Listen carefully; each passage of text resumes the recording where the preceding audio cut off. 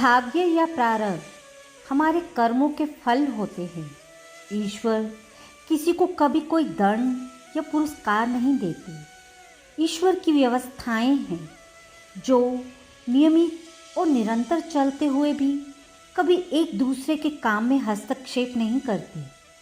ईश्वर की स्वचालित व्यवस्थाओं में उन्होंने इसके लिए हमारे कर्मों को ही आधार बनाया है। जैसे कर्म वैसे ही उनके फल, जो जन्म पुनर्जन्म चलते रहते हैं। भगवत गीता के 13वें अध्याय को क्षेत्र क्षेत्रज्ञ विभाग योग कहा जाता है। क्षेत्र का अर्थ है भौतिक संसार और क्षेत्रज्ञ का अर्थ है क्षेत्र का ज्ञाता। इस अध्याय में भगवान श्री कृष्ण अर्जुन को समझाते हुए कहते हैं कि ये शरीर क्षेत्र है। जैसे खेत में बोए हुए बीजों का फल समय आने पर प्रकट होता है, वैसे ही इसमें बोए हुए कर्मों के संस्कार रूप बीजों का फल समय पर प्रकट होता है। इसलिए इसका नाम क्षेत्र कहा जाता है और इसको जो जानता है उसको क्षेत्रज्ञ कहते हैं। ऐसा उनके तत्व को जानने वाले ज्ञानी जन कहते हैं। इस अध्याय में कुल 35 श्लोक हैं। तो चलिए आरंभ करते हैं गीता का 13वां अध्याय। श्री कृष्ण बोले, हे कौन्ते, ये शरीर क्षेत्र कहलाता है। इसके जानने वाले को क्षेत्रज्ञ कहते हैं। संपूर्ण क्षेत्र में क्षेत्रज्ञ मुझको जान।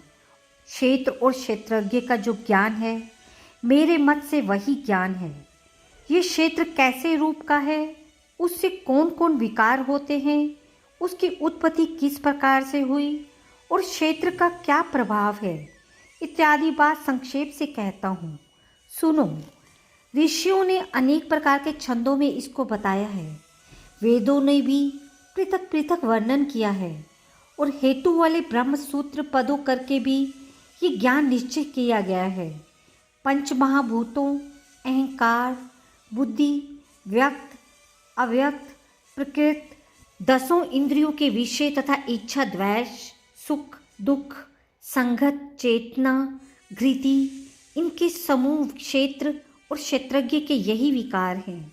मान और पाखंड से रहित, अहिंसा, सहनशीलता, सरलता, गुरु की सेवा, पवित्रता, अपने मन का संयम, इंद्रियों के विषय से विरक्त, अहंकार रहित और जन्म, मृत्यु, बुढ़ापा, रोग, दुखाद दोषों को देखना, पुत्र, स्त्री, ग्रह इत्यादि आसक्त करना और इनमें अपने को सुखी दुखी ना मानना और इष्ट अनिष्ट की प्राप्ति में हर्ष विषाद रहित रहना, अनन्य भाव से मेरी अनन्य भक्ति एकांत में करना, जन समूह में रहने से विराग, सदा स्मरण रहना कि मैं परम परमात्मा का ही अंश हूँ।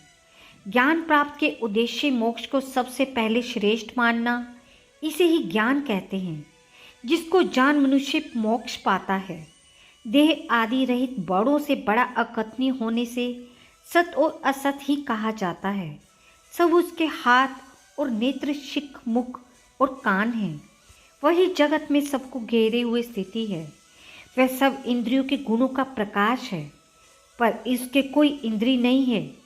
जिसको किसी से आसक्ति नहीं है, पर जो सबका आधार है, स्वयं निर्गुण होने पर भी गुणों को भोगता है, जो सब भूतों के बाहर भीतर है तो भी चर और अचर है, जो अत्यंत सूक्ष्म होने के कारण नहीं जाना जाता, जो दूर भी है, जिसके विभाग नहीं होते, पर जो भिन्न भिन्न भागों में विभक्त है, समान रहता है, समस्त भूतों का पालन, नाश और उत्पन्न करने वाला है, वही ज्ञेय है।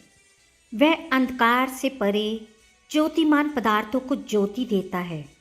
वही जानने योग्य पदार्थ, ज्ञान सबके हृदय में निवास करता है।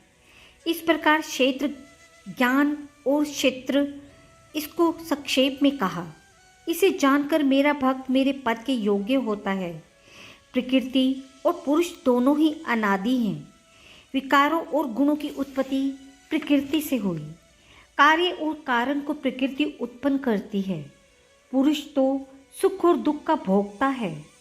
पुरुष प्रकृति के गुणों का उपयोग करता है, तदनुसार उत्तम तथा अधम योनि में जन्म लेता है। इस देह में उसे उपदृष्टा, अनुमंता, भर्ता, भोक्ता, महेश्वर, परमात्मा और परम पुरुष कहते हैं।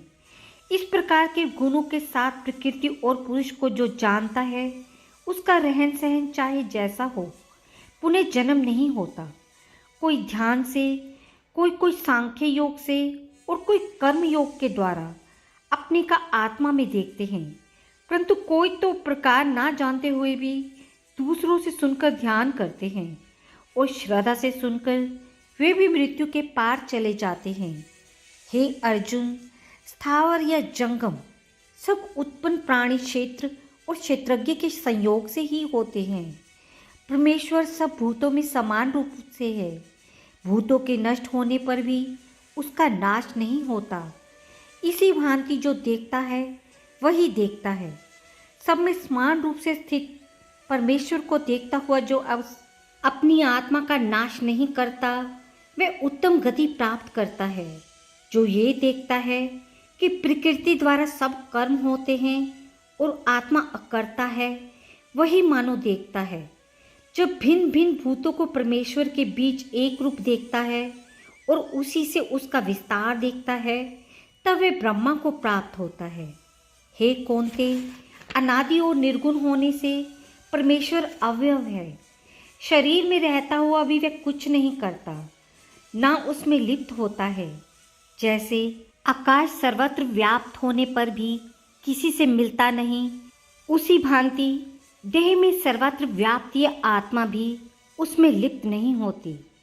हे भारत, जैसे एक ही सूर्य समस्त लोक को प्रकाशित करता है, वैसे ही क्षेत्रज्ञ समस्त क्षेत्र को प्रकाशित करता है। जो लोग ज्ञान दृष्टि से क्षेत्र क्षेत्रज्ञ का भेद तथा भूतों की प्रकृति देखकर मोक्ष का उपाय जान लेते हैं, वे परम पद को पा लेते हैं। राधे राधे। 13वें अध्याय की समाप्ति। अथ 13वें अध्याय का महात्म्य। श्री नारायण बोले, हे लक्ष्मी, अब 13वें अध्याय का महात्म्य सुन। दक्षिण देश में हरि नाम नगर था। वहाँ एक व्याभिचारिणी स्त्री रहती थी। व्याभिचार करे, मांस मदिरा खावे। एक पुरुष से उसने वचन लिया कि अमुक स्थान में मैं तेरे पास आऊँगी, तुम वहाँ चलो। पुरुष किसी और वन में चला गया और वह स्त्री उसे ढूंढते ढूंढती हैरान हो गई, पर मनुष्य ना मिला। वह भी भागता फिरे। वह गणिका थक कर उसका रास्ता देखने लगी। देखते देखते ही सारा दिन व्यतीत हो गया। प्रीतम ना आया। सांझ पड़ गई। गणिका प्रीतम का नाम लेकर पुकारने लगी। इतने में वह पुरुष मिला। दोनों प्रसन्न होकर बैठे। इतने में एक शेर आया और बोला, गणिका, मैं तुझे खाऊंगा। गणिका बोली, तू अपने पिछले जन्म की बात कह, तू कौन है? सिंह बोला, मैं पूर्व जन्म में ब्राह्मण था, झूठ बोला करता था, बड़ा लोभी था, जुआ खेलता तथा दूसरों का धन हर लेता था। एक दिन प्रभात के समय घर से उठकर मार्ग में गिरते ही धर्मराज के कई यमों ने पकड़ लिया। धर्मराज के पास ले गए। देखते ही धर्मराज ने हुक्म किया कि इस ब्राह्मण को सिंह का जन्म दे दो। ये देह मुझे मिली और हुक्म दिया, जो प्राणी पापी दुराचार करने वाले हों तिनको तू खाया कर। जो साधु वैष्णव हरि भक्त हों उनके पास ना जाना। हे गणिका, मुझे धर्मराज की ये आज्ञा है, तिनकी आज्ञा कर सिंह की योनि में आया हूँ। तू व्याभिचारिणी गणिका पापिन है, इसी से तुझे खाऊंगा। इतना कहकर गणिका को खा लिया। अब यम धर्मराज के पास गणिका को ले गए। धर्मराज ने हुक्म दिया, इसको चांडालनी का जन्म देवो। श्री नारायण जी कहते हैं, हे लक्ष्मी, उसने गणिका की देह त्याग चांडालनी की देह पाई। कई दिन पीछे वह नर्मदा नदी के तट पर जाती थी। वहाँ क्या देखा कि एक साधु गीता के 13वें अध्याय का पाठ करता है। उसने सुन लिया। जब अध्याय पढ़ के भोर पाया, चंडाली के प्राण छूट गए और वह देह दे पाई। आकाश से विमान आए, तिस पर बैठकर बैकुंठ को चले। साधु ने पूछा, अरे तूने कौन पुण्य किया जिसके करने से बैकुंठ को चली है? चंडालिनी ने कहा, हे संत जी, इस तेरे पाठ को श्रवण कर मैं देवलोक को चली हूँ। सब पार्षद से कहा, कोई ऐसा यत्न करो कि जिस सिंह ने मुझे पूर्व गणिका के जन्म में खाया था उसको भी साथ ले चलो। तब साधु से प्रार्थना की, हे संत जी, गीता के एक श्लोक के पाठ का फल उसके निमित्त देवो जिससे उसका उद्धार होवे। तब उस संत ने पाठ का फल दिया। तत्काल उस सिंह की देह छूटी, देव देही पाई। दोनों विमान पर चढ़कर बैकुंठ वासी हुए, परम धाम को प्राप्त हुए।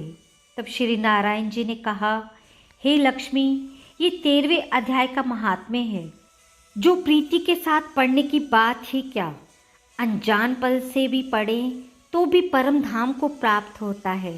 राधे राधे। 13वें अध्याय की समाप्ति।